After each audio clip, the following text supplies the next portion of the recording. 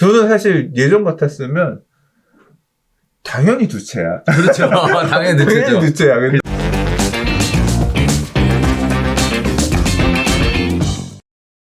좋아요와 구독하기는 사랑입니다. 네, 안녕하십니까. 2021년 11월 27일 한발 앞서 소식을 전하는 고품격 부동산 토크쇼 부동산 별별 수다에 오신 여러분을 환영합니다. 와! 드디어 오늘 그 앞에 입담으로 턴 것만 30분인 것 같아요. 자, 오늘 한 주간 소식을 다루는 별별 이슈 시작을 한번 해볼 텐데요. 가장 논란과 이슈가 많은 종부세 이야기부터 시작해 보도록 하겠습니다.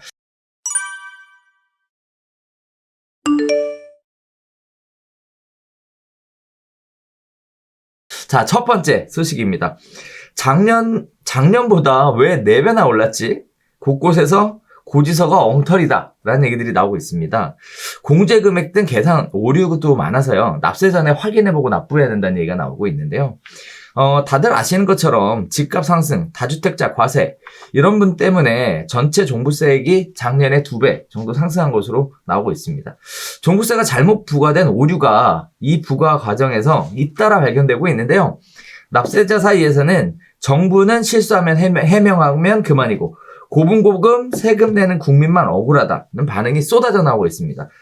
11억 원이어야 할 1주택자 공제금액이 6억 원으로 잘못 기재돼서 2배 세금을 더 내게 된 사연도 있고요. 또 강남의 한 재건축 단지는 장기 보유 특별공제가 빠진 오류를 발견해서 이런 부분들이 계속 민원으로 접수되고 있는 상황입니다. 국세청은 2015년부터 19년까지 징수한 종부세 중 428건, 엄청 많네요. 3억 원가량의 오류를 발견하고 환급 조치했다고 하는데요. 올해 종부세는 납부 대상이 역대 최다인 102만 6,600명에 달하는 만큼 고지에 대한 오류도 적지 않을 전망입니다. 종부세는 다음 달 1일부터 15일까지 납부하셔야 되고요. 종부세를 250만 원보다 많이 내야 하는 납세자는 다음 달 15일까지 분납을 신청하실 수 있습니다. 자, 종부세 관련 이의 신청은 고지서를 받고 90일 안에 담당 세무서에 할 수 있습니다. 이의 신청을 해도 일단 정해진 기간에 고지받은 금액을 내야 가산세를 물지 않는다는 점 조심하셔야 될 것 같습니다.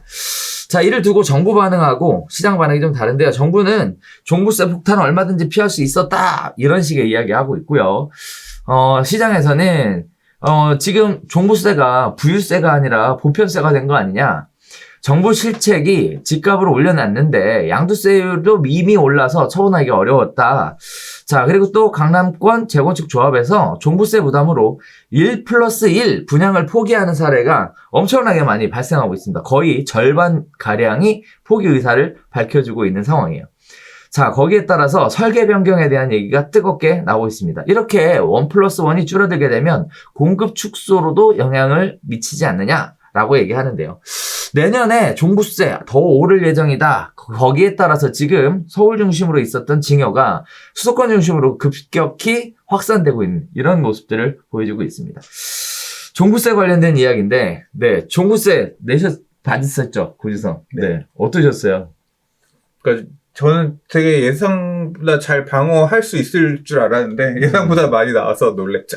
했죠. 그러니까. 근데 이제 많이 나오신 분들 같은 경우는, 그러니까 이게 좀 종부세, 사실 이게 작년에 이 종부세가 올해 이렇게 역대급으로 나온 이유가 작년 2020년 710 대책에서 이제 방향을 이렇게 잡았거든요. 세율을 일단 기존의 세율보다 2배로 늘렸고, 그다음에 이제 가장 치명적인 게 그 당시에 우리 별별 수다 할 때 제가 많이 얘기했었어요. 뭐가 이제 진짜 크냐 하면 전년도에 냈던 세금보다 얼마나 더 늘어나니까. 예를 들어서 그 상한 제한이 150%, 120% 이렇게 잡혀 있으면 아무리 가액이 올라가고 세율이 높아지더라도 올해 1,000만 원 냈다. 내년에 1,200만 원. 그 다음에 1,440만 원. 이런 식으로 20% 상한으로 걸리면 내가 대비할 수 있잖아요. 늘어나는. 근데 이게 극단 얼마로 늘어났냐면 조정대상 지역 이상의 경우에는 300%. 그러니까 올해 300, 내년에 900, 내후년에 2,700. 이렇게 세금이 급격하게 2,700 그 다음에 7,200 이런 식으로 급격하게 늘어날 수 있게끔 디자인을 해버렸단 말이에요. 그래서 그 당시에 이제 뭐라고 얘기를 했냐면 이거 잘 몰라서 내년에 종부세 급격하게 늘어나서 못 내고 그 다음에 종부세 체납으로 그 이후에 공매 들어오고 공매 들어와서 집 팔리고 나면 양도소득세가 또 중과세 묶어가지고 그렇죠. 7, 80% 중과세 묶어서 내면 그냥 집을 나라에 국가에 뺏기는 사람들이 나올 거다. 이 얘기를 벌써 작년 7월 달에 했어요. 그래, 맞아요. 이거 보자마자. 그래서 이게 낼 수 있는 왜냐하면 대출도 막아놨기 때문에 그렇죠. 대출을 받아서 세금 낼 수 있는 상황이 아니라 정말로 이도저도 못하는 사람들 그러니까 앞뒤손 다 묶어놓고서 다 뚫겨 맞는 거를 맞는 이런 야 니네 그거 법을 바꿨는데 못 봤냐 어? 세금 내고 팔았어야지. 낼 수 있는 세금 수준이 아니라니까. 30% 이 양도세 중과세 이런 것 때문에 차액에 발생한 차액의 80%를 가져가겠다, 70%를 가져가겠다 이거는 그러니까 그걸 밖에서 하는 사람들이 내가 생각할 때 그런 말 하는 사람들이 더 나빠. 그거는 오른 건데 불로소득인데 오른 건데 내가 뭘 잘못했어 더 산 게 아니라 그냥 세율 조건들 니들이 법 바꿔가지고 다 두들겨 때리고 있는 건데 그게 뭐가 달라 그것도 폭력이야 그런 말을 하는 것도 내가 생각할 땐 폭력이라고 봐요 저는 아무튼 그렇게 생각하는데 그 상황에 지금 처해 있는 곤란한 상황들이 나올 거고 그래서 뭐 여러 번 얘기했어 상승장이 부동산 상승장이 이어질수록 길어질수록 현금 흐름이 제일 중요하다 그러니까 집값이 더 올라갈 걸 몰라서 안 사는 게 아니라니까.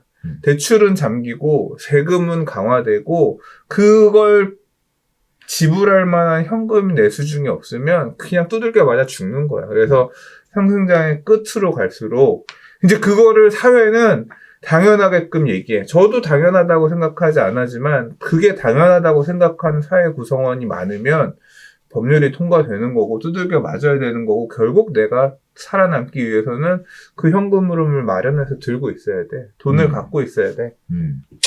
항상 대비를 해야 되는 거죠. 이게 뭐 얼마나 이어질지는 몰라요. 내년에 대통령이 누가 될지도 모르고 그렇죠. 그다음에 또 누가 대통령이 된다고 하더라도 시장 상황에 따라서 지금 이렇게 강력한 보유세 정책을 펴고 양도세도 중과하는 정책을 펴는 거는 사실 대통령이 누구여서라기보다는 그냥 부동산 상승이 너무 가파르게 계속 이어지니까 뭐 어떻게든 정책을 내놓으라고 언론에서 그 사람에서 얘기를 하고 그렇게 생각하는 사람들이 많은 방향으로 정책이 나오고 있는 거예요. 이 정책이 헛발질이든 부작용이 많은 뭐든 간에 그렇죠. 그거에 대한 결과로 오는 거야. 그래서 또 부동산 시장이 안정화되는 기미를 보이면 또 보유세에 대한 정책이나 양도소득세에 대한 정책은 또 앞으로 가면 바뀔 수 있기 때문에 그런 시기가 올 때까지 잘 버티면서 내 어떻게 하면 재산 행위를 더 현명하게 할 수 있을까 각자가 각을 잘 채야죠. 그 종부세 부가 그 오류가 많다 계속 나오고 있잖아요. 계산해 보셨어요, 저는? 대충 이 정도 나올 것 같다. 근데 그만큼 일단은 나오네. 네, 저는 그 고지서가 나오기 전에 이 종부세 계산기 보통 있는데 보면 있잖아요. 네네. 거기에서 넣어서 그 내 주택의 공시 가격이 얼마인지 그리고 이게 조정 대상지 아니냐에 따라서 세율 적용되는 게 다르니까 그거 해서 계산해봤죠. 시뮬레이션에서 어느 정도 나왔는데 예상보다 높아졌어. 그래요? 그래서 뭐야? 그래서 일단 반대 보니까 농특세 20%를 농특세 20%가 붙어서 그래서 세율이 20%가 더 붙는 거예요. 보유세 종합부동산 세에 농특세 20% 세율이 더 붙어서 그걸 내야 되는 거. 그래서 늘어났던 거지. 그래서 내가 계산했던 것보다는 사실 조금 줄어서 나온 거예요. 결과적으로 보면 농특세를 제가 빼놓고 생각해서 그런 거지. 이제 그렇고 이거 그래서 보면 고지서 나와 있는 거 그대로 다 보지 말고 일단 한번 따로 계산들을 해보라 이런 얘기를 하더라고요. 그러니까. 근데 세무사들은 이런 종부세 계산 안 해줘요. 네, 맞아요. 왜냐하면 자기네들이 신고하는 세목이 아니니까 잘 몰라. 그러니까 이거는 본인이 따지거나 꼼꼼하게 따지거나 아니면 행정기관에다가 뭐 문제가 있다라고 생각되면 얘기해서 확인하는 게 더 맞는 것 같아요. 그래서 저는 개인적으로 부동산 중개업 하시는 분들이 이런 부분들 도와주실 수 있잖아요. 그래서 그 종부세 납부하기 전에 저희 사무소에 오시면 정확하게 제대로 부과가 됐는지 점검을 한번 해드리겠다. 이런 서비스를 제공하는 것도 그것도 굉장히 괜찮은 의미 있는 방법이겠네요. 내용일 것 같아요. 자, 그리고 또 하나는 지금 잠실 진주, 잠실 위성크로바, 뭐 서초구, 반포주공, 일단지 뭐 이런 데들이 1+1 포기가 엄청나게 많이 한다. 이런 얘기가 나오고 있는데 이거 1+1 왜 포기하는 거예요? 그러니까 지금 이게 1+1 주택에 대해서도 종합부동산세가 되게 세율이 세게 적용돼서 과세가 되고 이게 1+1 주택을 못 팔아요. 그러니까 3년간 +1으로 받은 주택은 못 파는 이 도시정비법의 규정에 따라 못 팔거든요. 그러니까 그렇죠. 꼼짝없이 3년 플러스 알파를 종부세를 두들겨 맞아야 되는 상황이니 그냥 이거 하는 것보다 그냥 길게 가져갈 한 채 똘똘한 한 채 큰 평수로 해서 받는 게 낫겠다. 1주택 같은 경우는 종부세에 대한 세율이라든가 이런 게 상대적으로 적으니까 그렇게 회피하려는 움직임이 절반 정도 있는 것 같고 그럼에도 불구하고 나는 그냥 두 채 받으려는 분들은 뭐겠어요. 3년간 존버하면 되잖아. 3년 뒤에는 지금과는 달리 조금 세율이 약간 좀 줄어들거나 변화. 그때 가서는 또 다른 정책이 바뀌어 있을 수도 있으니까 좀 그때 가서 볼까. 팔더라도 두 채가 더 큰 재산이 될 수 있어. 이제 그거는 사람마다 좀 생각이 다를 수 있으니까 그에 따라서 각자 대비하는 그런 형태들이 나타나는 거라고 보여져요. 그럼 결국 이런 얘기인 거죠. 3년간 종부세하고 부담해야 될 종부세하고 추가로 그다음에 임대 수익하고 비교를 했을 때 일단 기본적으로 임대 수익이 더 크면 보유할 것이고, 그죠? 그 다음에 이제 3년 후에 매각했을 때 가격이 더 많이 올라갈 것이다. 그러니까 이거는 그러니까 되게 경우의 수가 많은 거예요. 양도세 중과도 같이 붙잖아. 그래서 그렇죠. 세율 그 비용은 보유세는 더 많이 부담을 들고 있다가 이 종합부동산세 내고 보유세는 우리나라 같은 경우는 양도소득세 계산할 때 공제를 안 해줘요. 맞아요. 네, 들어간 비용인데 그래서 이제 그런 부분들에 대한 손해를 어떤 게 더 이득일지를 나중에 일종의 도박을 하는 거죠. 네, 어떤 게 더 이득일까? 이제 하나를 잘 수성하자 쪽이냐, 좀 똘똘한 한 채로 수성할 거냐, 아니면 물건 개수를 나눠서 하나에 대해서 양도 차익을 많이 기대하면서 양도 차익을 중과세까지 안 두들겨 맞으면서 팔 수 있는 시점까지 버틴다라거나, 그러니까 여러 가지 변수를 놓고 판단을 하시는 거겠죠. 네. 그래서 저 같은 경우는 뭐 어찌 고민되긴 할 것 같아. 큰 거 하나 똘똘한 걸로 뭉쳐서 가져갈 거냐, 쪼개서 나눠 가져갈 거냐, 이 판단이 고민해 볼 것 같아요. 저도 그쵸? 잘 모르겠다. 저는 사실 예전 같았으면 당연히 두 채야. 그렇죠. 당연히 당연히 두 채야. 근데 그죠? 지금 역시 세금 두들겨 맞아 보니까 주변에 막 4천만 원, 종부세 한 4천만 원, 뭐 8천만 원 이런 사람들이 꽤 보여요. 근데 그게 낼 수 있는 내기가 그 돈이 어딨어? 있어요? 없죠. 그거 매년 내라고 하면 돼. 전 못 내요. 네. 이게 막 네. 조세 정가를 하네 어쩌네 저쩌네 하는데 네. 말이 쉽지. 전세금 올려받아 놓고 쌓아놓고 올해 예를 들어 요번에 전세를 3억 올려받았다. 이거는 이 중에 1억은 올해치 전세, 1억은 내년치 전세. 아니 올해치 종부세, 내년치 종부세 이런 식으로 해서 계속 이 짓을 그거 하다가 한번 이 전세금은 어차피 언젠가는 돌려줘야 되는 금액이기 때문에 그게 엉키면 쉽지가 않거든. 만만치 않아요. 그러니까 그것도 부담스러운 금액이야. 이게 정책적으로 또 어떻게 그걸 막으려고 할지도 모르는 거고. 지금 뭐 다들 예상했던 종부세 고지서 받으시고 그리고 시장에는 사실 거의 뭐 쇼킹 분위기예요. 완전 조용합니다. 지금 시장이. 네. 지금 원래 겨울철 좀 조용한 시기. 그러니까 원래 조용한데 더 조용해요. 이제 뭐 전화해서 뭐 어쩌고 저쩌고 얘기하시는 분 자체가 없고 지나가다 들려서 그 얘기하시는 분들 숫자도 줄었어요. 임대 가격도 기사에서는 뭐 조세 전가가 바로 나타날 것 이러지만 내가 볼 때는 임대 가격도 지금 빠지는 것 같은데 그렇지 않아요? 그러니까 제가 안 빠져요. 빠지진 않아요? 새가 잘 안 빠져. 새가 잘 안 나가죠. 그러니까 임대 가격도 그렇게 막 올리고 싶다고 해서 올라가는 그런 분위기는 또 아니야. 이게 그래 항상 제 경험은 그렇거든요. 이게 이런다고 해서 올라가는 게 아니라 매도 우위, 그러니까 임대 우위냐 임차 우위냐 시장이 항상 왔다 갔다 하잖아요. 그렇죠. 지금은 일단은 시기적으로 이런 이슈가 있기는 하지만 임대인 조세 전가를 하고 싶어서 임대를 올려받고 싶어서 올려서 물건을 내놓는다고 하더라도 그렇죠. 아직까지는 지금은 이제 약간 좀 임차 우위가 약간 유지가 되고 있는 상황인 것 같은데 이게 다시 이렇게 보이는 시점이 되잖아요. 그럼 그때 확 올린 금액을 유지하면 이게 받아 먹어줄 수밖에 없을 때는 그렇죠. 울며 겨자 먹기로 올라가죠. 받는 그런 형태가 되는 거예요. 뭐 비견한 예로 2020년에 그 임대차 입법 개정하면서 계약갱신 요구권 전월세 상한제를 도입하면서 갑자기 이게 확 쏠렸잖아요. 임대인의 목소리가 커지고 임차인의 목소리가 줄어드니까 그렇죠. 어마어마하게 효과를 높인 물건이 나와도 어쩔 수 없이 어쩔 수 받아들일 때는 받게 되잖아요. 이것도 이제 그렇게 될 거라는 거죠. 종부세가 바로 조세 전가가 되진 않고 물량이 부족하다든가 임차 수요는 어느 정도 있는데 수급이 무너지는 이런 시점이 될 때 예상하지 못했던 야 앞으로 나 요번에 세 놓으면 4년은 가야 되는데 4년 동안 내야 돼.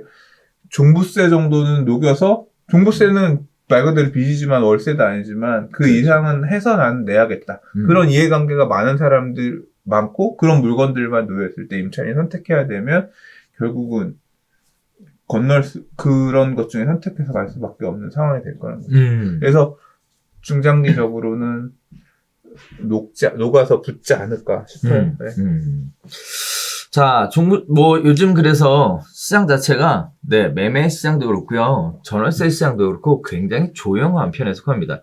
신문 기사에 보면 상승률이 둔화됐다, 이렇게는 나오기는 하는데, 실질적으로 시장에서 피부로 느끼는 거는 굉장히 거래 자체가 없는 것으로, 이렇게 이해하시는 게 맞을 것 같고요. 아무래도 다들 내년 3월 바라보는 시각이 좀 많은 것 같습니다. 그래서 관련된 부분들이 어떻게 변해질지 한번 봐야 될 것 같아요. 3월을 왜 바라봐? 선거 때문에? 그럼. 그렇지. 보유세 관련해서 두 양당의 대선 후보가 지금 전혀 다른 다른 방향을 얘기하고 있기 때문에 본인의 이해관계에 맞는 쪽을 그렇지. 잘 선택하셔야지. 근데 사실 선거 얘기가 잠깐 나왔으니까 말인데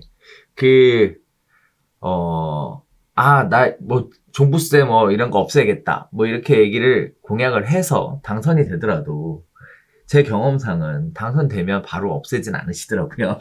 바로 없애지 못하지. 그러니까. 그리고 어차피 대통령이 그렇게 한다고 해서 국회에서 종합부동산세라는 법이 있기 때문에 국회에서 국회의원들이 정하는 거라 다음 이제 총선 이런 영향도 있고 그리고 다수를 점한다고 하더라도 모르겠어요. 솔직히.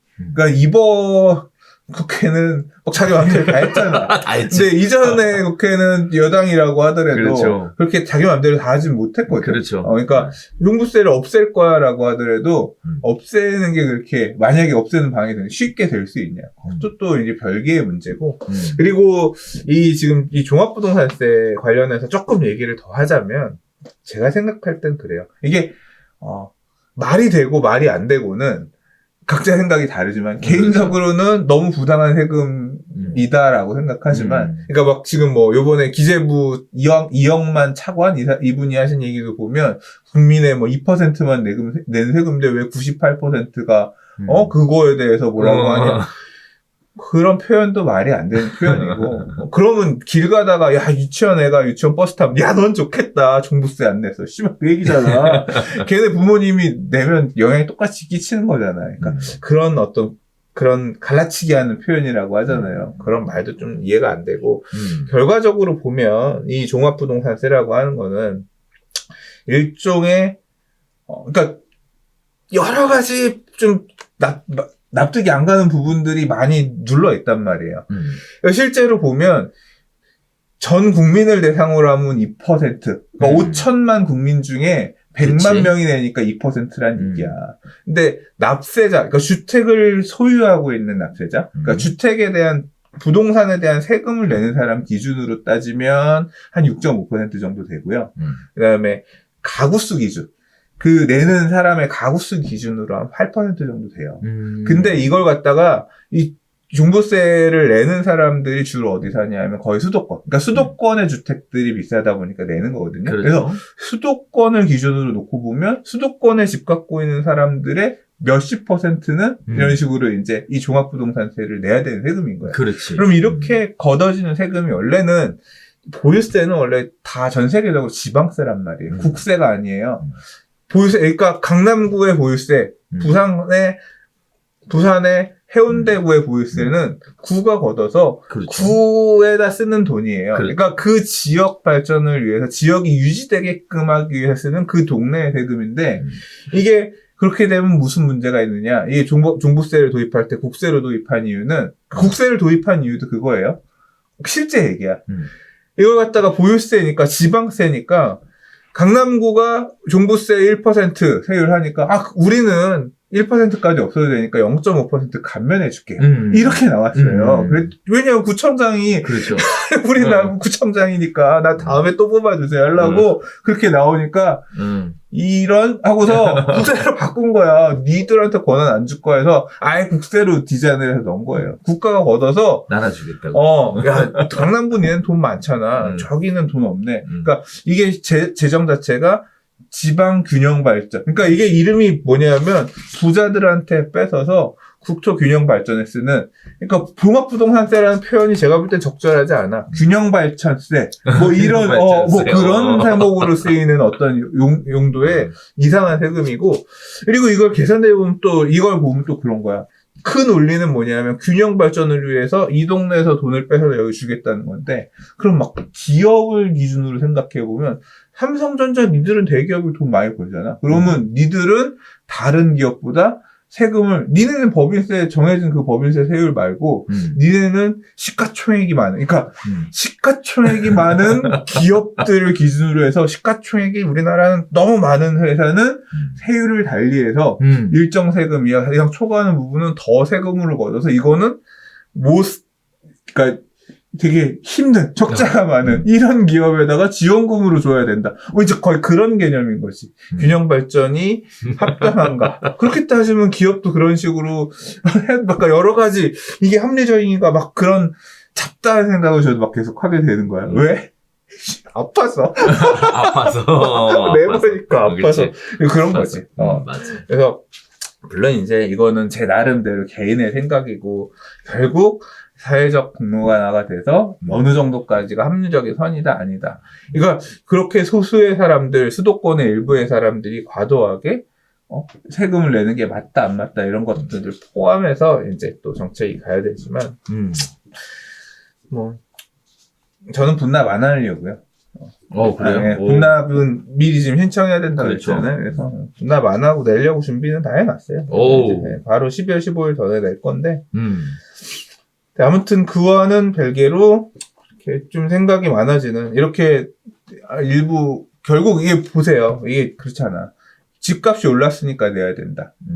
근데 뭐 지금 집을 내가 사서 더 오른 게 아니라 원래 갖고 있었던 그러니까 행위 자체는 과거에 했던 것에 대해서 시장 환경이 변한 거에 대해서 급작스럽게 세금이 늘어난 거 이걸 지불하는 게 아니라 소득이 늘었다라고 하면 소득은 늘어난 게 있으니까 그거에 준해서 소득 중에 일부만 쓰고 나머지 세금으로 이게 되는데 이렇게 급격하게 보였어요. 네가 갖고 있던 동네에 집가가 올랐잖아.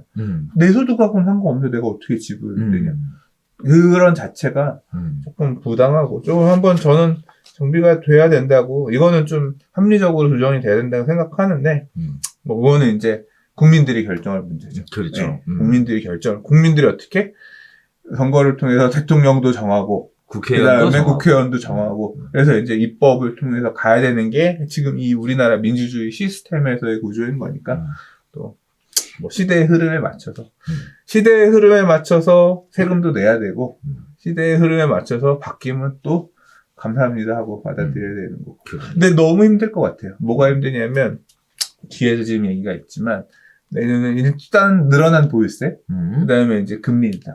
사실은 보유세만 늘어나는 게 아니라 그리고 보험료도 늘어나고 그다음에 금리도 지금 올라가거든요. 맞아요. 그래서 삼중고 주택을 좀 체력에 비해 과하게 보유하고 계신 분들은 삼중고, 사중고 이제 악순환이 갈 수 있는 어떤 환경도 어느 정도 지금 좀 준비가 됐거든요. 그래서 더 현금 흐름이 간절한 그런 시절로 좀 가고 있다. 네. 자, 종부세 관련된 이야기로 시작을 한번 해봤는데, 네, 요즘 시장에 이야기가 많은 만큼, 네, 할 말도 많은 것 같습니다. 네. 자, 각자 종부세 고지서 나온 것들 가지시고요. 그거 가지고 15일까지 납부하셔야 되니까 납부에 관련된 거. 자, 다음에 분납에 관련된 부분. 그리고 이의 신청은 90일 이내에 해야 된다는 부분. 자, 그리고 이의 신청을 하더라도 납부해야 된다는 부분. 요 네 가지는 꼭 챙겨보셨으면 좋겠고요. 부동산 중개업 하시는 분들은 관련된 부분들을 좀 정확하게 안내하셔서 불이익 받는 여러분 주변에 고객들이 없으시도록 그렇게 도움을 드리는 것도 굉장히 의미가 있을 것으로 생각이 됩니다.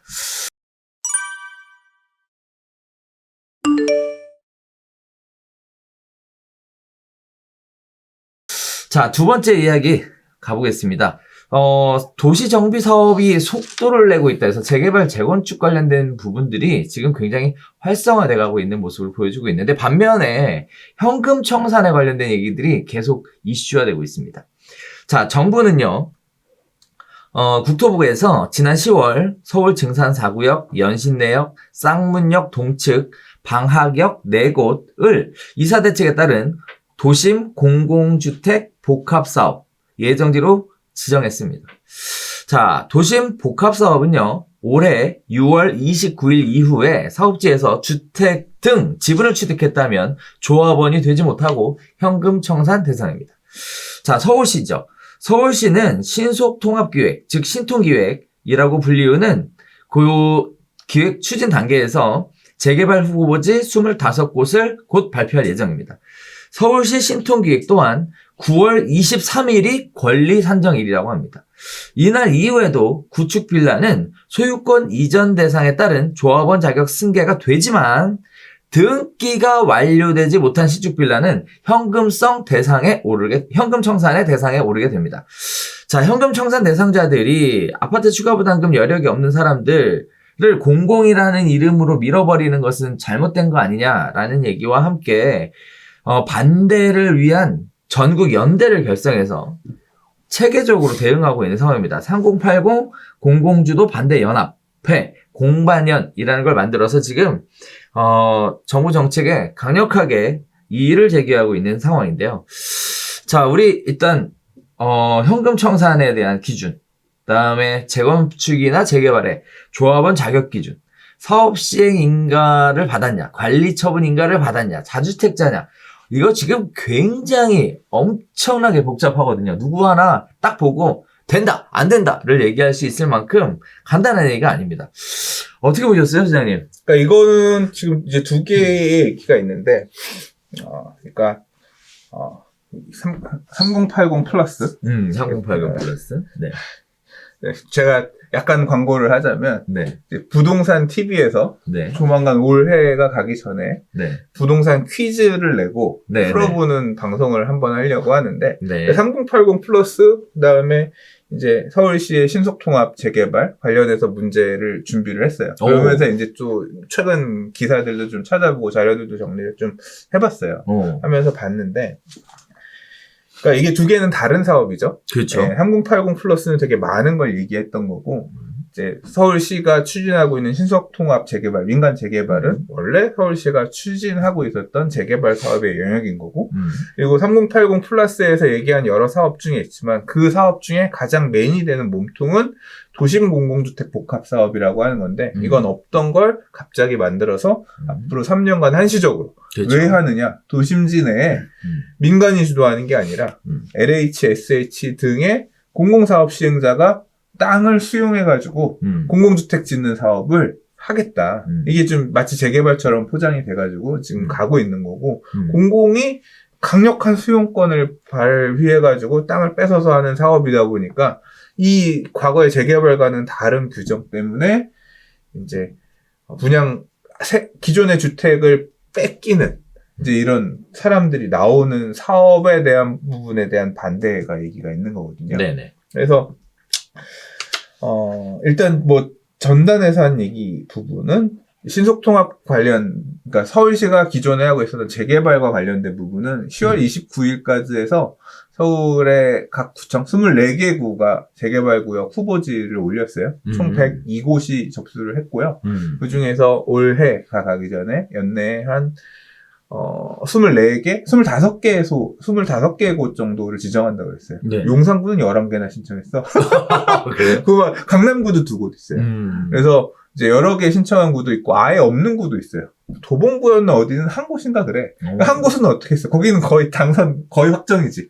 가능성이 높지. 뭐가 떨어지지만 않으면 이제 그런 식으로 해서 신청들이 지금 들어가 있는 상태인데, 아무튼 그렇게 연내에 민간 재개발 하는 곳들이 나올 게 있고요. 그다음에 그와 별개로 이사대책 때 얘기했었던 3080 플러스. 이건 국토부가 그 당시에 발표했던 건데 수도권에 30만, 전체적으로 한 80만 정도의 이제 신속 공급을 하겠다. 그 중에서 보면 물량으로 보면 한 58만 정도가 도심지 안에고요. 그 다음에 이제 나머지 26만인가가 신규 택지를 말 그대로 공공택지 이런 신규 택지를 만들겠다 이런 거였는데, 이 사업을 되게 빠르게 추진을 해가지고 3월 말부터 1차 후보지가 나오기 시작했어요. 그래서 과거에 재개발을 추진하다가 해제되었던 증산 4구역이나 수색 14구역 등등 해가지고 1차, 2차, 3차, 5차 서울만 한 게 아니라 뭐 부산도 하고 수도권도 하고 해서 한 7차, 8차 정도까지 나왔을 거예요. 그래서 보면 그렇게 많이들 지금 일단 후보지 발표를 했고, 한편으로는 후보지가 됐다고 해서 그게 무조건 되는 건 아니고, 후보지로 선정된 지역의 주민들의 3분의 2 이상이 동의가 있어요. 3분의 1은 반대를 하더라도 3분의 2 이상이 동의를 하면 3분의 1의 반대를 무시하고도 사업을 할 수 있는 거예요. 이 기준 자체가. 그렇게 법을 만들겠다고 했으니까. 이렇게 했는데 10월 말 기준으로 10월 28일 기사 보니까 대략 한 19개소 정도가 이미 3분의 2 이상 동의를 한 거예요. 그래서 이제 후보지에서 말 그대로 이제 본 지구로 지정이 될 만한 그런 요건들을 채워서 가고 있다, 이런 내용까지 확인을 했거든요.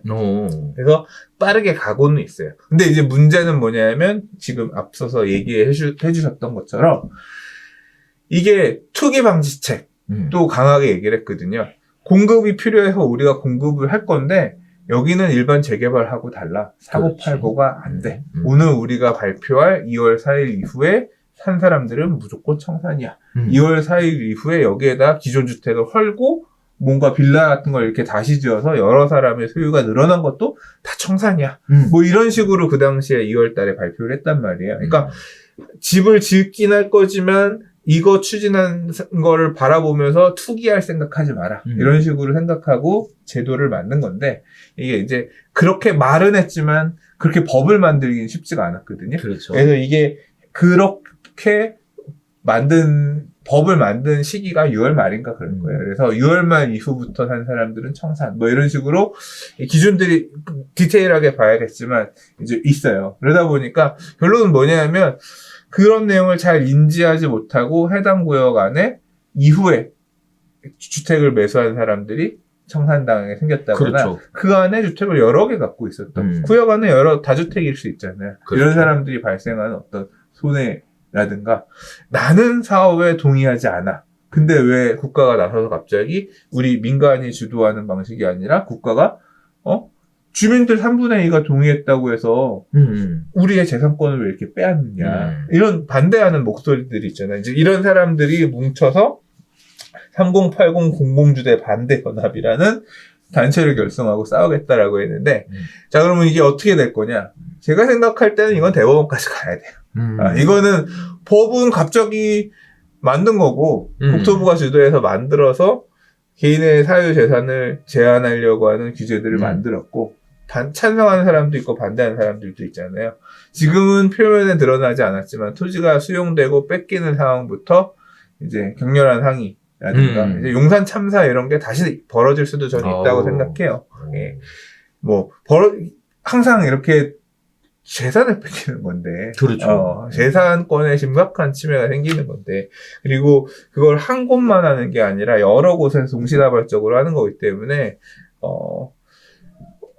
문제가 발생될 거라고 봅니다. 그리고 이게 이제 이렇게 폭력 시위라든가 우력 이 어떤 충돌하는 이런 형태로 발생할 수도 있지만 한편으로는 법률적으로 다툼도 당연히 있을 거라고 보고요. 그래서 결과적으로는 지금 이렇게 추진하고 있는 공공주택 복합 사업에 따라서 그러니까 동의율이 3분의 2로 이렇게 법이 만들어지는 것도 합리적이냐 합리적이지 않느냐 이게 헌법에 위배되느냐 안 위배되느냐 등등등 따져가지고 아마 우리 항상 보면 그렇잖아요. 재개발 안에서도 법률 규정은 있는데 뭐 예를 들자면 그 협동주택 재개발 사업에 협동주택은 원래 과거의 법률에 따르자면 단독주택 개념으로 그렇죠. 가서 맞아요. 전체에 대해서 하나의 분양 자격만 나왔지만 그래서 하나밖에 안 나옵니다. 다 청산이었는데 대법원 가서 보니까 협동주택은 무슨 소리냐. 그렇지. 그 시절에 그런 규정이 없어서 이런 식으로 집을 지었을 뿐이지 실제로는 다세대 주택과 같은 역할을 했던 거기 때문에 최초에 지어진 형태의 구분한 그 개수 정도는 지급해야 된다. 확인해서 줘야 된다라는 식으로 판례가 나오고 그거에 따라 법이 나중에 바뀌었잖아요. 그렇죠. 그래서 도심공동주택 복합 사업 또한 실제로 동의율이라든가 아니면 분양 자격도 마찬가지예요. 언제 이후에 한 사람은 무조건 뺏겨야 돼. 이건 나라에서 뺏어가는 거밖에 안 되거든요. 그러니까 이런 법률 기준 자체가 정당하지 않은지, 헌법에 위배되는 것이 아닌지를 따져서 법률적으로도 구제가 될 거냐 안 될 거냐도 나올 거고, 그런 의미에서 이렇게 결국 뭉쳐서 반대하는 사람들은 많은 목소리를 실어서 소송을 할 거고, 그럼 이제 의미 있는 결과가 나올 수 있겠죠. 그래서 이게 가는 과정 중에 하나다.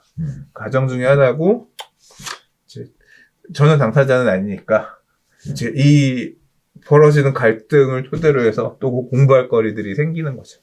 제가 보는 관점 그렇습니다. 네. 서울시 신통기획 관련된 것도 9월 23일이 권리산정일이라고 하잖아요. 권리산정 기준이죠? 네네네. 그러면 이번에 25곳이 발표가 딱 되면 네. 9월 23일 이후에 사신 분들은 네. 9월 23일 이후에 등기가 난 데는 해당이 안 된다는 거죠. 등기랑은 상관없죠. 이게 그래요? 권리산정 기준이래 개념은 사면 안 된다의 개념이 아니에요. 사실 이것도 문제에 넣었어요. 그래요? 중요한 부분이니까. 민간 재개발에서의 권리산정 기준일은 그날 기준으로 이후에 사면 청산된다 이런 개념이 아니라, 재개발 사업은 재건축 사업하고 달리 약간 이해를 돕기 얘기하자면 재건축 사업은 지금은 단독주택 재건축 사업이 법에서 삭제가 됐기 때문에 공동주택만 가능하거든요. 공동주택은 어떤 형태로 소유를 우리가 하고 있냐면 대지랑 건물을 구분해서 소유할 수 없어요. 등기상. 그러니까 건축물의 대지 지분이 지분으로 이렇게 붙어 있는 형태거든요. 근데 재개발 구역들 같은 경우는 그렇지가 않죠. 토지와 건물을 나눠서 소유할 수도 있고, 토지를 지분으로 또 나눠서 소유할 수도 있거든요.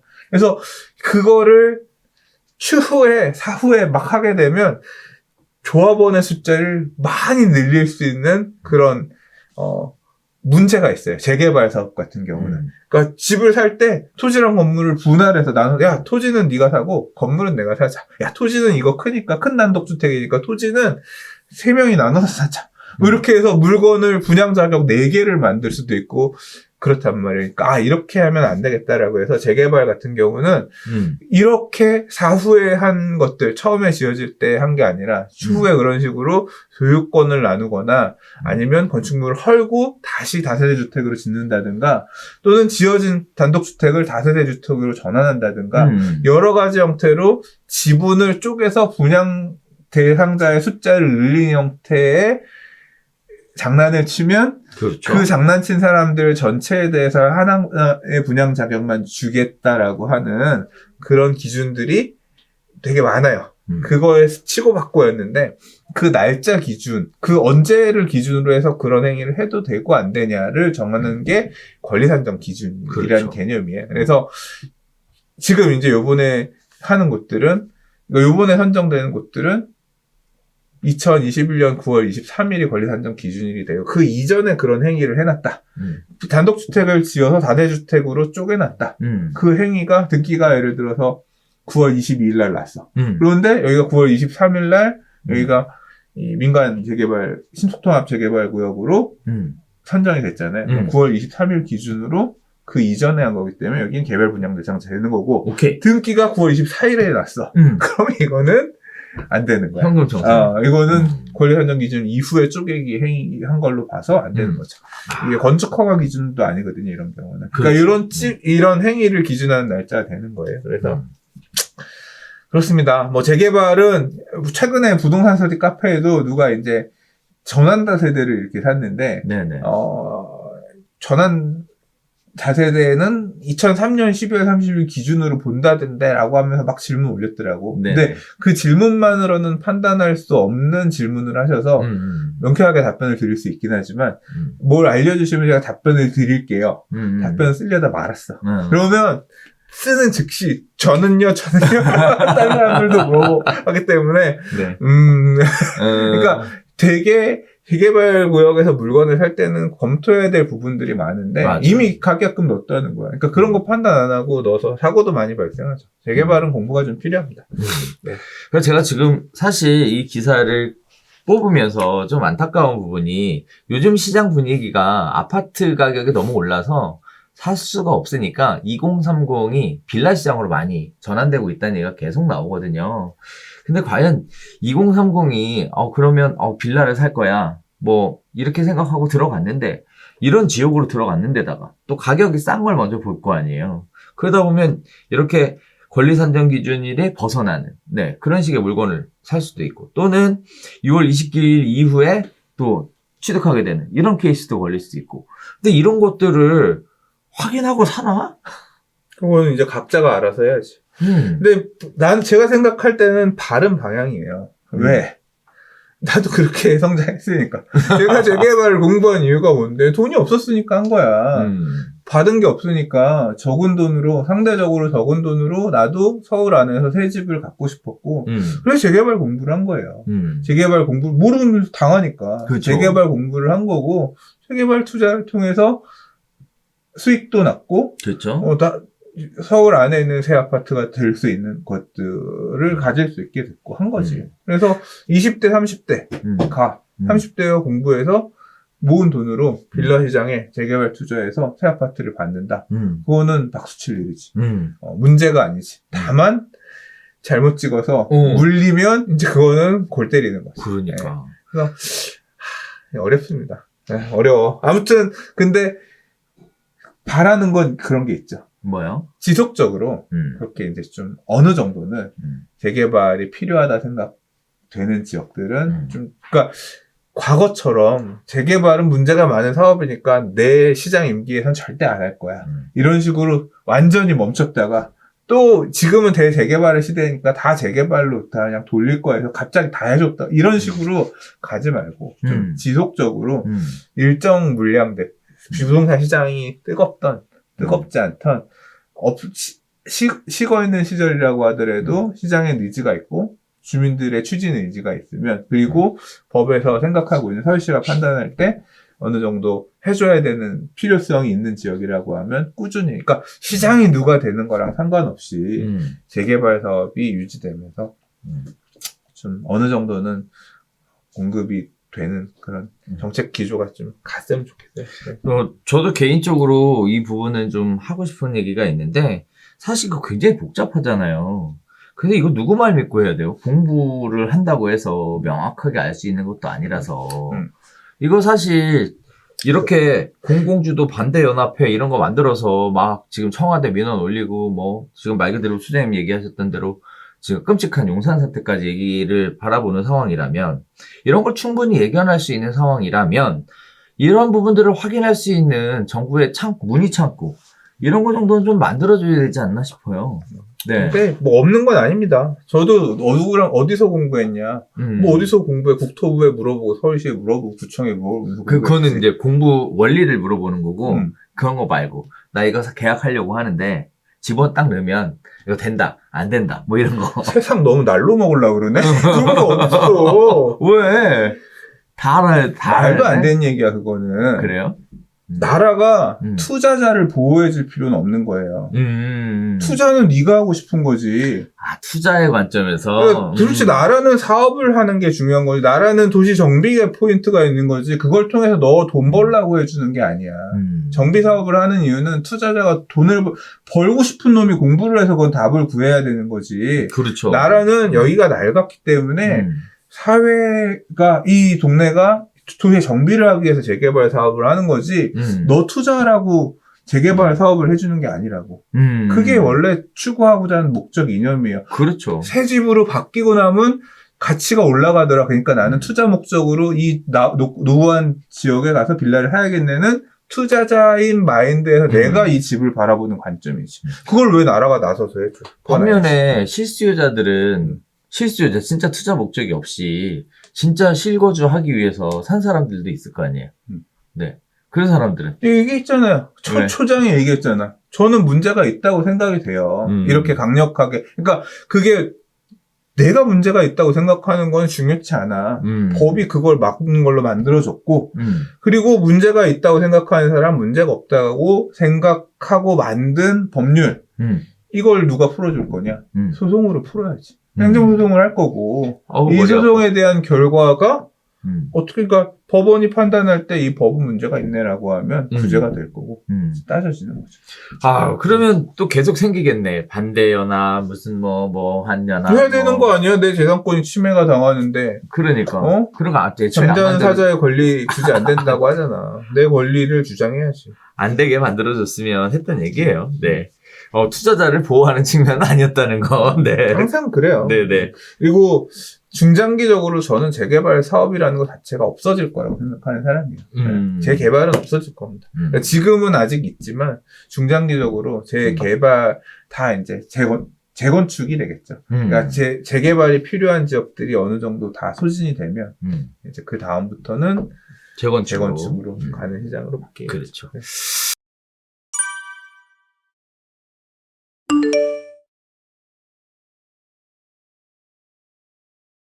자, 세 번째 이야기 바로 가보겠습니다. 금리 상승과 관련된 이야기가 지금 계속 화두가 되고 있죠. 영끌족, 갭 투자 이런 분들 걱정하시는 분들 나오시는 것 같은데 자, 25일 금통위 추가 금리 인상이 유력한 상황입니다. 그래서 0.75%에서 1%로 올라간다는 얘기인데요. 집값이 고점에 가까워졌다는 인식 확산과 함께 금융당국의 가계부채 관리기조, 기준금리 인상 등이 맞물리면서 부동산 시장 매수 심리가 급격하게 가라앉고 있다라는 겁니다. 지금 시장 자체에 매물도 늘어나고 있는 그런 변화의 조짐이 보이고 있고요. 증권가에서는 지금 계속 올라서 지금 기준금리가 1.25%로 올라갈 것으로 예상하고 있습니다. 코로나 이전인 2019년 수준까지 올라가게 된다라고 보고 있는데요. 이렇게 되면 대출로 3억 원을 연 2.5% 금리를 이용할 수 있었다면 한 해 동안 부담하는 이자가 750만 원인데 이 금리가 3.5%까지 올라가면 연 이자가 1,050만 원으로 월 부담 이자 비용이 87만 원이 늘어난다는 얘기입니다. 월 부담 이자 비용이요. 자, 이런 부분들 때문에 시장 자체가 문제가 많을 거다 예상하는 반면 기준금리 인상이 부동산 시장에 미치는 파장이 크지 않을 것이다 라는 전망도 나오고 있습니다.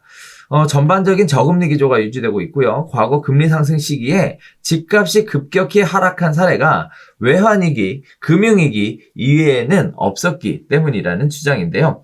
자, 금리 인상의 수요 측면에서 압력 요인으로 작용하더라도 공급 부족 요인이 주택시장에 더 강력한 영향을 미치는 만큼 내년에도 이 상승세가 지속될 가능성이 높다라는 의견도 적지 않은 것으로 보여지고 있습니다. 자, 한쪽에서는 고점이고 가계부채 관리, 기준금리 인상 때문에 폭락 가능성이 높다라는 주장이 있고 또 한편에서는 금리가 중요한 건 아니고 공급 부족에 대한 것이 더 중요한데 내년에 공급이 여전히 부족할 거기 때문에 폭락에 대한 가능성까지는 없다. 이렇게 얘기하는 주장이 양쪽이 지금 팽팽하게 맞서고 있는 상황인 것 같아요. 자, 선생님 어떻게 보세요? 금리 인상과 관련해서. 저도 금리는 이렇게 별로 중요한 요인이 아니다라고 생각하는 쪽이었는데 네.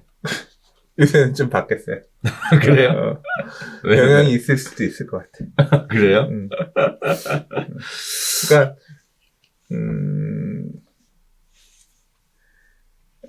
그런 것 같아요. 그런 거 같구나. 아, 이게 말을 그러니까, 아끼네. 오케이. 오케이. 과거 그게 그래요. 제가 이제 2000년대를 돌이켜보면 그렇거든요. 2000년대를 돌이켜보면 이제 별별 수도 얼마 안 남았으니까. 네네. 그냥 뭐 이렇게 대충 하고 싶은 말 때 욕을 먹더라도 아니 그냥 내 생각인 걸 어떻게 해. 왜 개인의 생각하는 거지, 유튜브가. 어떤 네. 느낌이 들었냐면 네. 그러니까 이거는 최근에 읽었었던 진희선 서울시 전 행정부시장, 서울시 부시장님, 원래 이 주택 정책 하시던 분이죠. 근데 이분이 어떤 생각인지는 이제 그 책을 내셨어요.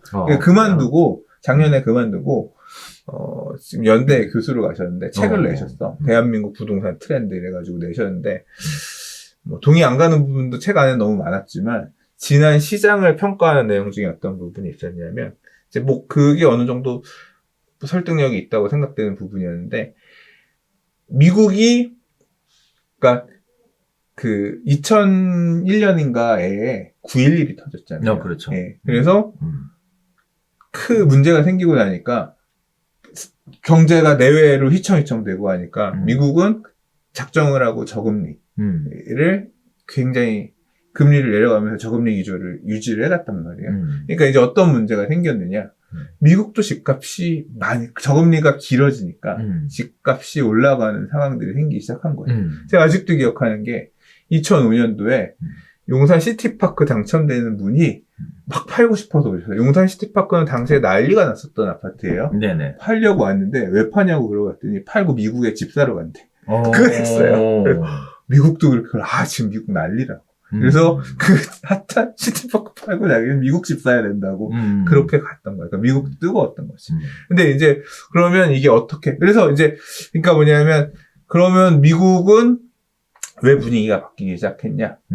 9.11로 시작된 그 사태에서 이제 그렇게 집값이 올라가고 물가가 올라가는 상황이 발생하니까 그 부분을 잡기 위해서 금리를 지속적으로 조금씩 올리기 시작했고, 금리를 올리는 과정에 무슨 일이 있었느냐.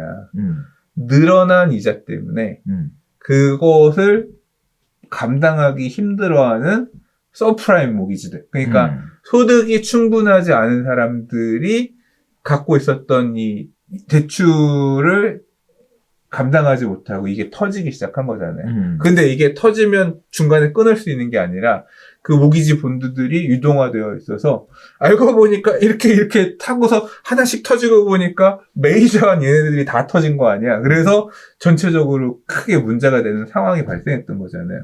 그 영향이 우리나라한테도 직접적으로 와서 2008년도에 금융위기가 왔고, 그게 또 이제 유럽에서 2012, 뭐 이렇게 와고 했던 거잖아요. 그러니까, 결과적으로 보면, 금리 인상이라고 하는 트리거. 그 금리를 인상하는 거는 이제 전체적으로 어느 정도 이제 금리를 계속 저금리를 유지할 필요성이 없으니까, 금리를 올려야 된다는 필요에서 큰 턴어라운드. 그러니까, 정책의 변곡점이 온 거고, 그 이후에 발생한 거잖아요. 지금이 어떤 시점이냐가 되게 중요한 거죠. 그러니까 지금 금리가 이렇게 올랐잖아요. 이게 이렇게 가다가 다시 이렇게 갈 거냐. 그렇지. 이게 본격적으로 이렇게 갈 거냐가 두 개가 다른 거예요. 제가 생각할 때는. 본격적으로 금리 인상기로 가는 거다라고 하면 좋을 게 없어요. 제가 생각할 때는. 근데 이제 또 변수는 뭐냐. 오늘 델타 변이가 아니라 뭐더라? 이름이?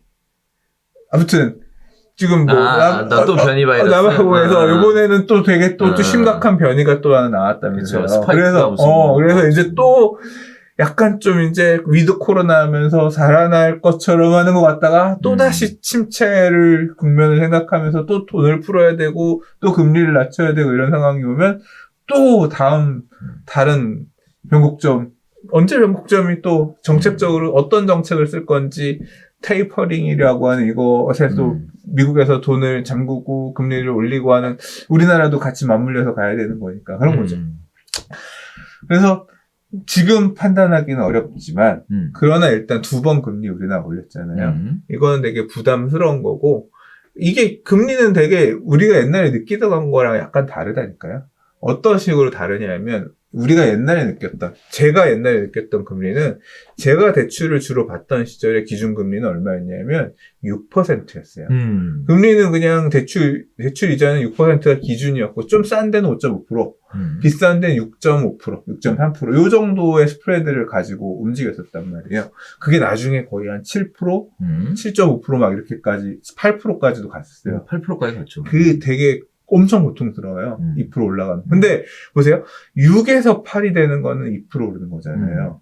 그러니까 전체로 따지면 한 30% 오른 건가? 근데 지금 대출을 받은 사람들은 주로 어떤 금리에 받았냐면 2%, 3%에 받은 사람이에요. 그렇죠. 그러니까 내가 한 달에 낼 수 있는 금융 비용을 그거 기준으로 세팅한 거야. 근데 3%에 받은 사람이 2% 올라가는 거는 6%에 받은 사람이 8% 가는 거랑은 차원이 다른 고통이에요. 그렇죠. 그죠? 네. 배율이. 그렇죠. 2.5%에 받았던 사람이 금리가 5%가 되면 2배가 늘어나는 건데 환장하는 거죠. 이 체감은 되게 클 수 있거든요. 그래서 이 금리 상승기에 오는 대비할 수 있는 그러니까 그 금리를 받아들이는 조건 자체가 사람마다 되게 다 다를 거란 말이에요. 그래서 저는 영향이 있을 거라고 생각해요. 그리고 변곡점이냐, 그러니까 큰 금리 정책을 어떻게 가는 흐름이냐에 따라서도 다르게 나타날 수 있어서 그냥 간단하게 뭐 옛날에도 문제가 없었어. 뭐 이렇게만은 생각하기에는 옛날에도 금리 인상기에 집값 따라서 올랐었기 때문에 계속 갈 거야. 갔어요. 맞아. 2005, 6, 7, 8 계속 금리 올라갈 때 올라갔는데 8년 이후에 박살이 났잖아. 박살이 난 이유가 뭐야? 올라간 금리를 감당하지 못하고 만세 부르고 터져버린 서브프라임들이 터져서 문제가 된 거잖아. 그래서 상승이 올라가면 지금 이 금리가 부담스러운 사람들이 만세 부르는 상황이 생기기 시작하면 문제가 발생할 수도 있고, 결과적으로 뭐냐면 서브프라임 모기지론이 온 게 원인을 따져본 금리 인상이란 것이. 그래서 간단한 문제는 아니다. 저는 그렇게 생각이 들었어요. 그러니까 그렇게 이제 지금은 그렇게 생각하고 있어. 단순히 과거에 금리 인상할 때 그때는 집값이 똑같이 올랐으니까 문제가 없었지. 그건 옛날 생각이고 그게 원인이었구나. 그렇게 따지고 보면 지금의 금리 인상을 간단하게 생각만은 하면 안 되겠다라고 지금은 생각하는 걸로 스탠스가 조금 바뀌었다는 거죠. 그래요. 시대가 바뀌니까 생각이 바뀔 수도 있는 거니까. 과거의 사례가 똑같이 영향을 미친다는 보장도 없고. 뭐, 이런 금리 인상과 관련된 부분보다는 사실은 금리 인상의 원인에 대한 부분에 더 관심 갖는 게 맞을 것 같아요. 지금, 뭐, 저도 개인적으로 생각할 때는 지금 부동산 시장이 약간 과열됐다라고 보는 측면이 사실 있어요, 저는. 네. 그런 측면에서 볼 때 그 원인이 무엇이었느냐라고 얘기하면 과잉 유동성이 가장 큰 문제라고 생각하는데, 그럼 과잉 유동성이라는 건 언제 생기기 시작했느냐라고 하면 이제 수장님 얘기했던 조금만 때문에 그렇지. 야, 은행에 그렇죠. 돈 넣으면 뭐하냐. 아무것도 안 될 때. 야, 이걸 뭐라도 투자를 해야지. 그게 과잉 유동성이죠. 그죠. 그 유동성이 풀리게 된 시작이 뭐냐면 일단 시중에 돈이 많이 풀리기 시작했다는 건데, 많이 풀린 돈들이 이제 부동산 시장으로 몰려가게 된 게 원인인데, 제가 개인적으로는 진짜 막말로 그냥 아무런 생각 없이 근거 없이 얘기를 하자면, 코로나 시대가 생기고 나서, 네, 그때 정부에서 다양한 금리 인하를 비롯하여 정책 자금 이런 것들을 풀면서 그 부분이 과잉 유동성을 만들지 않았냐, 라고 보고 있어요, 저는. 그러다 보니까 이제 진짜 원인이 뭐냐에 대해 더 관심을 가져야 되는 부분인데, 사실 알 수가 없는 게 이게 점쟁이죠. 앞으로 무슨 일이 어떻게 또 벌일지 모르잖아요, 지금 현재 상황에서는. 그래서 한 치 앞을 내다보기 어려운 상황에 지금 금리가 앞으로 계속 올라갈 것이다, 또는 다시 내려갈 것이다, 이거 참 예측하는 것도 진짜 점쟁이 영역이지 않나 라는 생각을 좀 해보게 됩니다. 그래서 사회적으로 돌아가는 분위기나 사람들이 느끼는 어떤 공포감, 또 거기에 따라서 정부의 반응, 이런 부분들이 종합적으로 영향을 미치기 때문에 사실 그 원인에 더 관심을 가지고 바라보는 게 더 필요하지 않나, 저는 개인적으로 그렇게 생각하고 있어요. 네. 돈을 많이 풀었어. 미국도 많이 풀었고, 코로나 딱 터지고 나서 미국 돈 엄청 풀었고, 우리나라도 많이 풀었고. 그게 그렇죠. 2020년, 21년에 부동산 가격 캐리한 주된 원인인 것 같아요. 맞아요.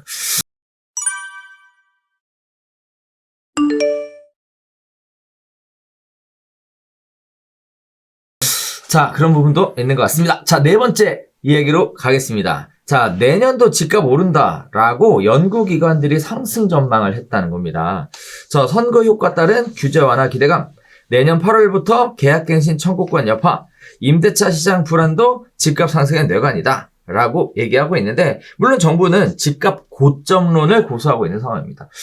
자, 건설산업연구원에서는 전국 기준으로 2% 상승, 국토연구원에서는 수도권 기준으로 5.1% 상승, 우리금융경영연구소에서는 전국 기준으로 3.7% 상승, 자, 하나금융경영연구소에서는 상승세 유지라고 얘기하면서 지금 상승에 대한 전망을 내보였는데요. 상승론의 핵심은 크게 두 가지입니다. 우선 내년 3월 대선, 6월 지방선거에 따른 선거 효과를 얘기하고 있고요. 임대차 시장 불안도 내년 집값 상승의 뇌관이 될 수 있다라고 얘기를 하고 있어요. 임대차 상승에 대한 하나의 또 그 뒷받쳐주는 어떤 사건이 뭐냐면, 정부의 사전청약 확대 정책 역시 임대차 시장의 불안을 부추기는 요인으로 작용한다라는 얘기가 나오고 있습니다. 자, 연구기관의 부동산 통계에 대해 저는 개인적으로 이런 질문을 한번 만들어 봤는데, 신뢰하시는지. 저는 1도 안 돼요.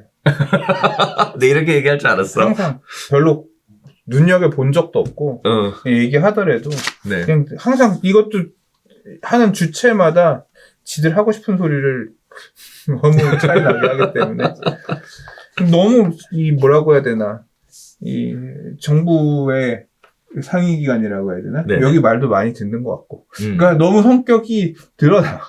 건사년은 건사년대로, 국토연구원은 국토연구원대로. 근데 둘 다 오른다 그랬네?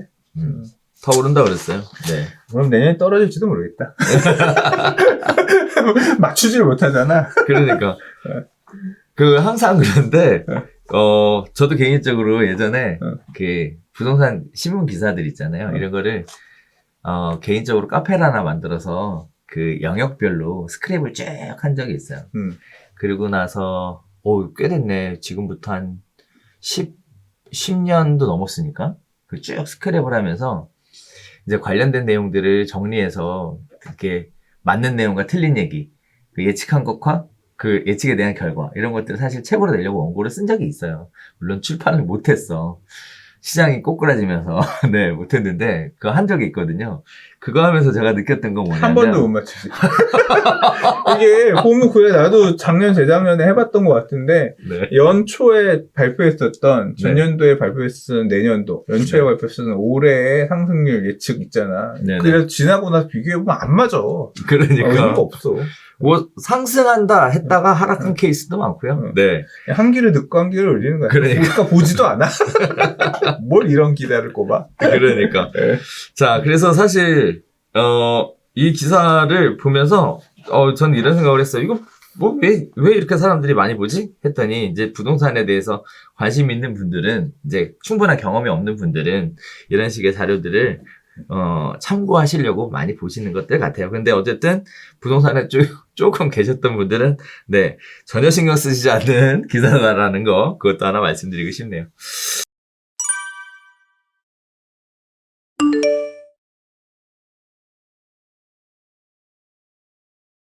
자, 5번째입니다. 네. 전세대책 발표된 지 1년 됐습니다. 공급 목표의 81%를 달성했다라고 하는데, 아이러니하게도 전세값 상승률은 2배나 커졌다는 얘기입니다. 자, 전세주택 7만 5천 가구 계획 중 6만 1천 가구를 공급했대요. 국토부는 연말까지 최선을 다해서 공급하겠답니다. 근데 전문가들은요, 시장에선 중대형 아파트를 원하는데 소형 빌라 위주로 공급해서 이게 공급률하고 실질적으로 사람들이 느끼는 거하고 달라서 전세값 상승률에 미치는 영향력은 극히 작았다라는 겁니다. 자, 계약갱신 청구권을 활용해서 2년 더 기존 주택에 머무르는 수요가 크게 증가하고 정부의 실거주 요건 강화로 양도소득세 감면 등을 위해 전세로 놨던 집에 직접 들어가 사는 집주인이 늘어나면서 전세 물량 잠김 현상도 좀처럼 개선되고 있지 않다라는 건데요. 전세 공급 늘었는데 전세 시장 왜 불안한가를 가지고 한번 이야기를 나눠봤으면 좋겠습니다. 자, 일단 11, 19 전세 대책에서 얘기했던 정부의 공급에 대한 물량은 어쨌든 81%라는 숫자는 아름답게 나와 있는 상황입니다. 그런데 전세값 상승률이 굉장히 높은데요. 어떻게 보셨어요, 이거는?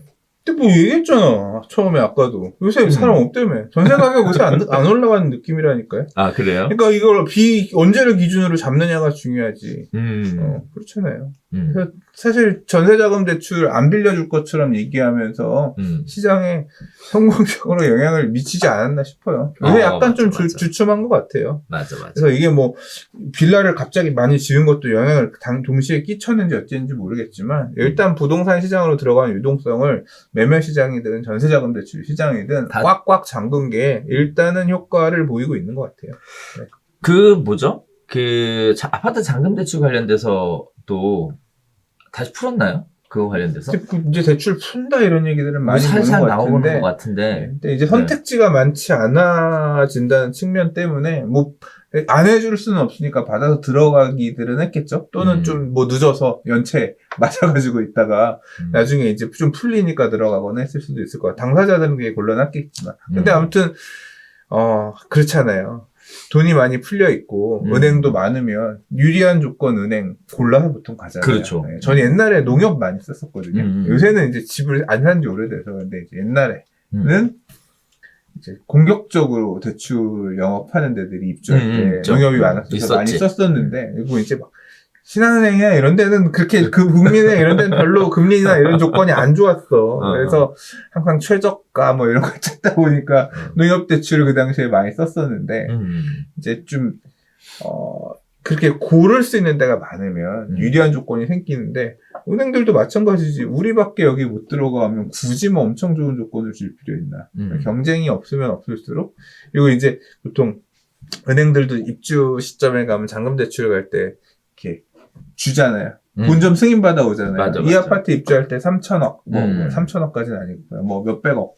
단지마다 규모마다 다르겠죠. 그러면 승인받아 오면 자기네들 그거 목표 있는 금액 팔면 그냥 가거든요. 그렇죠. 네, 저희 더 해드리고 싶어도 승인받아 놓은 금액이 없어서 못 해드려요. 그럼 빨리, 그러니까 원래 입주장 할 때 뒤늦게 가서 그 잔금 대출 받으시는 분들 같은 경우는 선택지가 별로 없어. 그래서 그냥 해주는데 그래도 시중은행 금리 쓰는 것보다 집단대출 금리 싸니까 보통 그때 그랬는데 그게 이제 지금 나타난 거지. 몇 개 은행 없는데요. 또는 초기에 취급했었던 중도금 대출 은행을 뭐 그대로 써야 되는 경우가 생겼어. 그것도 안 되거나 하면 진짜 죽으란 소리밖에 안 되니까. 근데 최근에 보면 대출 풀린대요. 이런 글들이 카페에도 많이 올라오거든요. 맞아요. 네, 그래서 조금 이제 약간 숨통 트이는 시기인 것 같아요. 그리고 그런 것도 있는 것 같아. 뭐요? 잔금 내년으로 바꿔주고. 그러니까 잔금 대출 써야 되는데 내년 되면 열리지 않을까요? 올해 쿼터니까 내년 열리면 풀리지 않을까요? 내년 상반기에 또 거래 많이 되고 하반기에는 대출이 뭐 올적해요 뭐 이런 금융정책이 똑같이 가면 그럴지도 모르겠네. 자, 지금 노 선생님 말씀하신 대로 수요 억제와 관련해서 지금 자금 숨통을 완전히 꽉꽉 조여매서 시장이 지금 얼어붙은 것도 있는 것 같습니다. 네, 굉장히 사실 큰 것 같습니다. 네. 자, 뭐 정부에서 이렇게 81% 달성했다라고 얘기했지만 실질적으로 전세값 상승률이 2배 가까이 올라갔다는 것도 부정할 수는 없는 사실인 것 같아요. 자, 뭐 여러 가지 이야기들을 하시겠지만 앞으로도 전세값 상승률이 이렇게 올라갈 것이냐에 대한 얘기도 사실 여러 가지 있겠지만 어쨌든 정부의 수요 억제 정책은 계속될 것으로 보여지고 있어서 네. 또 다른 재밌는 얘기 하나 해볼까요? 뭐요? 그냥 얘기 나온 김에 네. 최근에 부동산 스터디 카페에 삼토시라는 분께서 이제 임대차 전세 가격 관련해서 되게 재밌는 얘기를 글을 써주신 게 있는데 논리는 이겁니다. 그러니까 참고로 그냥 한 귀로 듣고 한 귀로 흘리셔도 되고 이럴 수도 있겠구나 생각을 해보세요. 무슨 개념이냐면 자 2020년 7월 달에 있었던 임대차 입법 계약갱신 요구권 전월세 상한제가 가지고 온 이 폐해는 뭐예요? 계약갱신 요구권을 쓸 수 있는 물건들은 세입자가 2년 연장을 할 수가 있으니까 그렇죠. 그 물건은 시장에 나올 수가 없죠. 2년이 도래해도 안 나오죠. 그렇죠. 그래서 수요가 초과인 시장. 예를 들어 집이 10채고요. 임차인이 12명인 시장에서는 이게 어떻게 되냐면 8세대가 계약갱신 요구권을 쓸 수 있다고 하면 물건이 2개가 나오잖아요. 그렇죠. 그러면 8사람은 그냥 계속 살면 되니까 어떻게 돼요? 집은 2채가 물건으로 나오는데 구하려는 사람 몇 명이 돼? 4명이잖아요. 그렇죠. 그러니까 경쟁률이 몇 대 1이에요? 4대 2가 되죠. 그러니까 2대 1이 2대 1. 되는 거예요. 그래서 원래는 경쟁률이 얼마였어요? 2년 뒤에 다 나온다고 치면 10개의 집이고 12명의 사람이니까 원래는 1.2대 1이었어. 그렇지. 1.2대 1의 경쟁률이 계약갱신 요구권을 쓰면서 갑자기 2대 1로 점프한 거야. 그럼 어떻게 돼?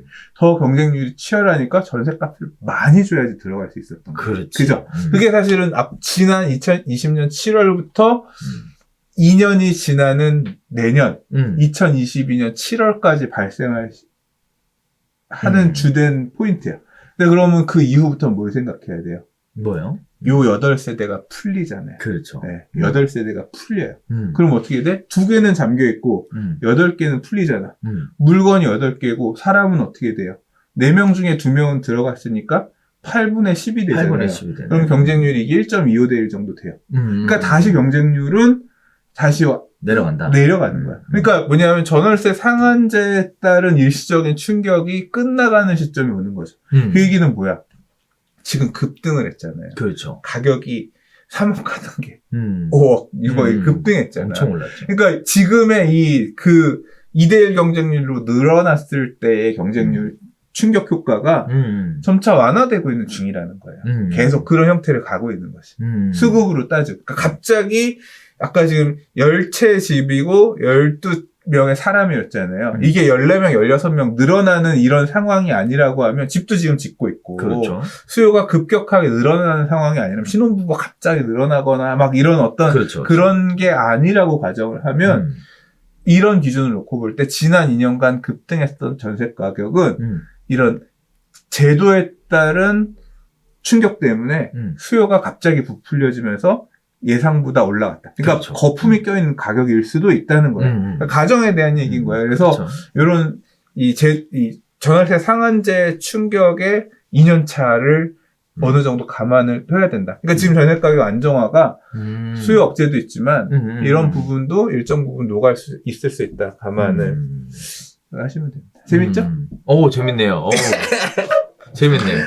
제가 열심히 봅니다. 아. 남들의 생각을 보면서 같이 네. 공부합니다. 이게 그래도 말로 설명도 잘하잖아. 오, 잘해. 잘하죠? 네. 이게 사실 써가면 의미 있는 얘기네. 이거를 막 영상으로 만들어서 유튜브에서 하고 하면 되는데 귀찮아. 그럼. 글만 쓰고 있어요. 그럼.